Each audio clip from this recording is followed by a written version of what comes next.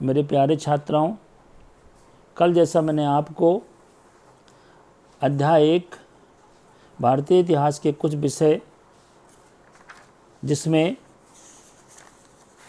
ईंट, मनके और अस्थियों के बारे में जानकारी दिया था, जिसमें मैंने आपको निर्वाह के तरीके, कृषि प्रौद्योगिकी के बारे में विस्तृत रूप से चर्चा की थी और उसके बारे में विस्तृत रूप से आपसे बताया था। और आपको मैंने अपने डिस्क्रिप्शन बॉक्स में इसके बारे में डाल भी दिया था। आशा है आपने उसे नोट कर लिया होगा। और आज उसके आगे का विषय है मोहनजोदड़ो। मोहनजोदड़ो हड़प्पा सभ्यता का एक नियोजित शहर केंद्र था। आपको बताएं कि मोहनजोदड़ो को और सूक्ष्मता से देखने पर पता चलता है कि यह अत्यधिक प्राचीन पुरास्थल रहा था, किंतु ये आप मान के चलिए, और ऐसा पुराविदों ने कहा है, सबसे पहले हड़प्पा सभ्यता की खोज हुई थी। हड़प्पा सभ्यता का ये शहर अपने आप में एक अनूठा था। पुरातात्विकविदों ने, मैं आपको दिखाऊंगा, आप भेजूंगा भी, यहाँ उसका नक्शा भी आपके सामने है। पुरातात्विकविदों ने इसके बारे में बताया है कि ये एक दुर्ग के समान था। दुर्ग का मतलब, इसमें जो अधिकांश बस्तियां थीं वो एक छोटा ऊंचा पश्चिमी तथा एक बड़ा लेकिन निचला पूर्वी भाग है।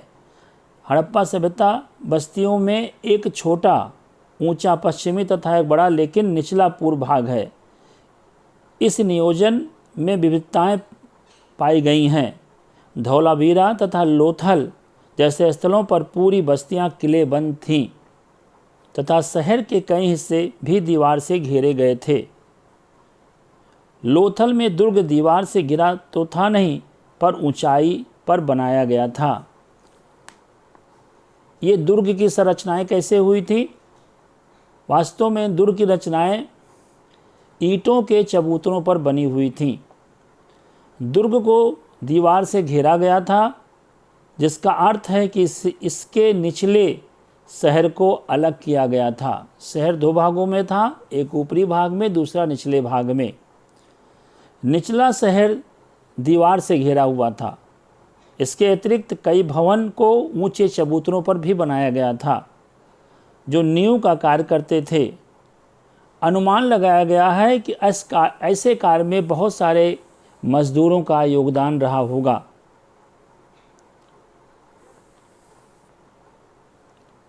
एक बार चबूतरों के यथास्थान बनने के बाद शहर का सारा भवन निर्माण कार्य चबूतरों पर एक निश्चित क्षेत्र तथा एक सीमित क्षेत्र पर हुआ था। इसलिए ऐसा प्रतीत होता है कि पहले बस्ती का नियोजन किया गया था और फिर उसके अनुसार कार्यान्वयन, अर्थात पहले बस्ती के बारे में एक मैप तैयार किया गया, नक्शा तैयार किया गया, फिर उस नक्शे के अनुसार उस पर कार्य किया गया। जैसा कि आज भी भवनों का जब हम निर्माण करते हैं तब हम पहले एक मैप बनवाते हैं, अपने मकान का मैप बनवाते हैं, एक ड्राफ्ट बनवाते हैं, उसके अनुसार फिर मकान बनाया जाता है। अब सोचिए कि उस समय की जो मोहनजोदड़ो की सभ्यता थी, कितनी विकसित सभ्यता थी। अब ईंटों के बारे में हम आपको जानकारी दे दें। ईंटों के बारे में इतनी जानकारी प्राप्त हुई है कि या तो ईंटों को धूप में सुखाया गया अथवा भट्ठी में पकाकर बनाया गया। ईंटें भी बनाने में एक निश्चित अनुपात का अनुपालन किया गया, जहां लंबाई, चौड़ाई और ऊंचाई क्रमशः 4 गुनी और 2 गुनी होती थी। इस प्रकार की ईंट सभी हड़प्पा बस्तियों में प्रयोग में लाई गई थीं। अब ये तो शहर का निर्माण हुआ। जाहिर सी बात है, आज जब आप घर मकान बनवाते हैं, आप देखते हैं तो पानी के निकास के लिए नालियों का निर्माण करते हैं। मोहनजोदड़ो इसका एक अनूठा उदाहरण था। मोहनजोदड़ो में इसको आप देखिए कि इसकी जल निकासी की जो परंपरा थी, जल निकासी का जो तरीका था, वो बहुत ही आधुनिक था।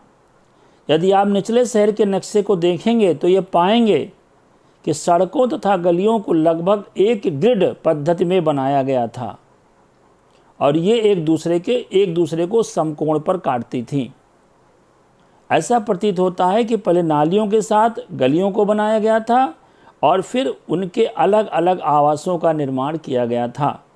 यदि घरों के गंदे पानी को नालियों की नालियों से जोड़ना था तो प्रत्येक घर की कम से कम एक दीवार या गली से सटा होना आवश्यक था और मोहनजोदड़ो में ऐसा किया गया था।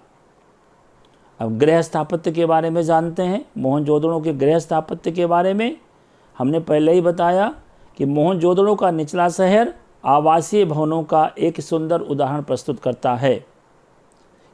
एक मकान में कई आंगन होते थे। इनके चारों ओर कमरे बने रहते थे जिसमें संभवतः खाना पकाने, कताई करने जैसी गतिविधियां केंद्रित थीं। जैसे आज हम मकान बनवाते हैं तो एक ड्राइंग रूम, एक गेस्ट रूम, एक किचन, बाथरूम, एक लॉबी वगैरह सारी चीज़ें रहती हैं। ऐसे वहाँ भी मकान बनवाने में इन सारी चीज़ों का प्रयोग किया गया था। भूमितल पर बनी दीवारों में खिड़कियां नहीं होती थीं। भूमितल यानी भूमि के नीचे भी मकान बनाए जाते थे। इसके अतिरिक्त मुख्य द्वार से आंतरिक भाग अथवा आंगन का सीधा अवलोकन नहीं होता था, यानी मुख्य मेन जो दरवाज़ा था उससे कोई भी आंगन की तरफ नहीं देख सकता था। हर घर का ईंटों के फर्श से बना अपना एक स्नानागार होता था, यानी हर घरों में जैसा मैंने बताया स्नान करने का एक मकान एक स्नान करने का एक स्थान होता था जो ईंटों से बनाया जाता था, जिसकी नालियां दीवार के माध्यम से सड़क की नालियों से जुड़ी हुई होती थी। तो अधिकांश आवासों में कुएं प्राप्त हुए हैं जो संभवतः पीने के पानी और अन्य पानी के साधन के लिए उपयोग में आते थे। शहरों में ऐसे भी स्थानों पर कुएं प्राप्त हुए हैं जो राहगीरों के प्यास बुझाने के काम में आते थे। विद्वानों का अनुमान है कि मोहनजोदड़ो में कुओं की कुल संख्या लगभग 700 थी। तो आज हमने आपको अभी मोहनजोदड़ो के नालों के निर्माण के बारे में, शहर के निर्माण के बारे में, आंतरिक व्यवस्था के बारे में, गृह स्थापत्य कला के बारे में जानकारी दी है। हम आपको इतना इस समय दे पा रहे हैं कि आप एक दिन में इसको पूरा कर सकें। इसको ध्यान से पढ़ें और ज़्यादा से ज़्यादा लोगों तक आप इसको पहुंचाएं। जितना नंबर आपके पास आपकी सहेलियों के हैं, छात्रों के हैं, छात्राओं के हैं, उन सब तक मेरे इतिहास के इस विषय को आप पहुंचाएं। और अगर कोई प्रश्न है तो आप पूछें।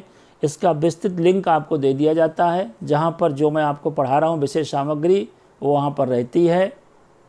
और इसको मैं जो कॉलेज में ग्रुप बनाया गया है अध्यापकों का उसमें भी डाल देता हूँ, साथ ही साथ छात्राओं के ग्रुपों में भी डाल देता हूँ। और यूट्यूब चैनल पर जाकर के, जिसका मेरा नाम है चक्रपाणि पांडे KLIC, उसको सर्च करके आप इतिहास विषय को आसानी से पढ़ सकते हैं, जान सकते हैं। जब स्कूल खुलेगा हम आएंगे तो हम आपकी कॉपियाँ चेक करेंगे, क्योंकि ये जो मैं पढ़ा दे रहा हूँ इसको दोबारा नहीं पढ़ाऊँगा। वहाँ पे मैं रिवीजन तो ज़रूर करवा दूँगा लेकिन कॉपियाँ मैं चेक करूँगा। इसलिए ज़्यादा से ज़्यादा आप लोग इसको लिखें, तैयार करें। मटेरियल भी आपको मैं भेज देता हूँ, आपको मैं समझाता भी हूँ, पढ़ाता भी हूँ, क्योंकि आप मेरे पढ़ाने का तरीका इस क्लास में भी जानते हैं कि जब मैं पहले समझाता हूँ उसके बाद मैं लिखाता हूँ। तो इस समय लिखने के लिए मटेरियल मैं दे देता हूँ आपको, और वैसे मैं आपको समझाता हूँ। हो सकता है समझाने के बाद आप भूल जाएं, तो आप उस लिंक पे जा कर के उसको मटेरियल को आप डाउनलोड कर सकते हैं और लिख सकते हैं। ध्यान दीजिएगा, कल फिर मैं इसके आगे आपको चलूँगा और कल का विषय होगा आपको दुर्ग के बारे में। इसके दुर्ग के बारे में थोड़ा सा रह जाएगा, मैं बताऊँगा। फिर जो सामाजिक भिन्नताएँ हैं उसकी जानकारी मैं आपको दूंगा। हर समाज में कोई ना कोई भिन्नताएँ होती हैं, लेकिन एक बार फिर से आपसे निवेदन कर रहा हूँ कि कोविड-19 के बारे में सजग रहें, जागरूक रहें, अपने पड़ोसियों को, अपने परिवार को जागरूक करें, ज़्यादा से ज़्यादा लोगों के संपर्क में ना आए, हो सके तो बाहर ना निकलें, घर पर बैठकर तैयारी करें। जब स्कूल खुलेगा तो हमारी सबकी मुलाकात होगी ही, हम आपको फिर क्लास में पढ़ाएंगे। अभी ऑनलाइन मैं आपको टीचिंग कर रहा हूँ, इसका लाभ उठाएं। धन्यवाद।